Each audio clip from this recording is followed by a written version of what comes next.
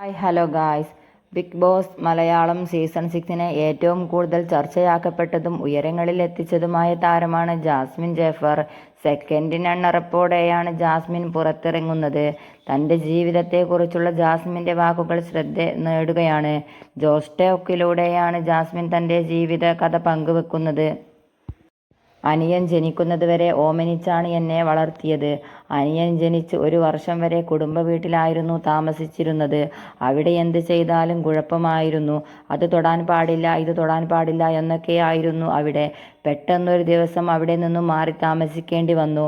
വളരെ ചെറിയ ഒരു ഷെഡിലായിരുന്നു എന്നും ചാണകമൊഴുക്കിയ തറയായിരുന്നു എന്നും ജാസ്മിൻ വ്യക്തമാക്കുന്നുണ്ട്. തകര ഷീറ്റ് കൊണ്ട് ഉണ്ടാക്കിയതായിരുന്നു എന്നും 1 വർഷം അതിലായിരുന്നു താമസിച്ചിരുന്നത് എന്നും കൂട്ടുകാരെ കാണുമ്പോഴൊക്കെ എനിക്ക് നാണം തോന്നാറുണ്ട് എന്നും ജാസ്മിൻ വ്യക്തമാക്കുന്നു. എന്നാൽ ഇപ്പോൾ അങ്ങനെയല്ല, അന്നത്തെ പ്രായത്തിൻ്റെ തോന്നലായിരുന്നു എന്നും താരം പറയുന്നു. പിന്നീടാണ് വീട് വെക്കുന്നതും മീൻ കച്ചവടത്തിലൂടെയാണ് പിതാവ് നോക്കിയത് എന്നും തുടക്കത്തിൽ സാമ്പത്തിക പ്രശ്നങ്ങൾ ഒന്നും തന്നെ ഉണ്ടായിരുന്നില്ല. പിന്നീട് സാമ്പത്തിക പ്രശ്നങ്ങൾ ആരംഭിച്ചു. 50 ലക്ഷത്തോളം കടം വന്നു എന്നും രാവിലെ താൻ കണ്ണു തുറക്കുന്നത് തൻ്റെ കടക്കാരുടെ വിളി കേട്ടാണ് എന്നും ജാസ്മിൻ വ്യക്തമാക്കുന്നു. ആ സമയത്താണ് താൻ കഷ്ടപ്പാട് എന്താണെന്ന് പഠിക്കുന്നത് എന്നും താരം പറയുന്നു. തൻ്റെ ഡിഗ്രി പഠനകാലം സങ്കടങ്ങൾ നിറഞ്ഞതായിരുന്നു. അത്ത ഗൾഫിൽ പോയതും ജോലിയില്ലാതാവുകയും കഷ്ടപ്പെടുകയും ചെയ്തു. ഈ സമയത്ത് താൻ പട്ടിണി എന്താണെന്നറിഞ്ഞു. കുറച്ച് ചോറും ഒരു ഉണക്കമീനും 3 പേർ പങ്കിട്ട് കഴിക്കുമായിരുന്നു എന്നും ജാസ്മിൻ പറയുന്നുണ്ട്. നാണക്കേട് കൊണ്ട് പല പ്രാവശ്യം കോളേജിൽ ഭക്ഷണം കൊണ്ടുപോകാറുണ്ടായിരുന്നില്ല. എന്നാൽ കോളേജിലെ സുഹൃത്തുക്കൾ വളരെ നന്നായിരുന്നു എന്നും താരം പറയുന്നു. എന്നാൽ കൂടുതൽ താല്പര്യമില്ലാതെയായിരുന്നു താൻ സ്കൂളിൽ പോയിരുന്നത്.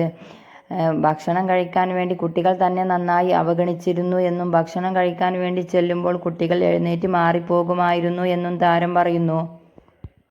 കണ്ണീരു കാരണം ചോറ്റുപാത്രം നിറഞ്ഞിട്ടുണ്ടെന്നും ആ ചോറ് കഴിക്കേണ്ടി വരുന്ന അവസ്ഥ വല്ലാത്തൊരു അനുഭവമാണെന്നും താരം പറയുന്നു. കൊറോണ കാലത്താണ് താൻ ഇൻസ്റ്റഗ്രാം തുടങ്ങിയത്.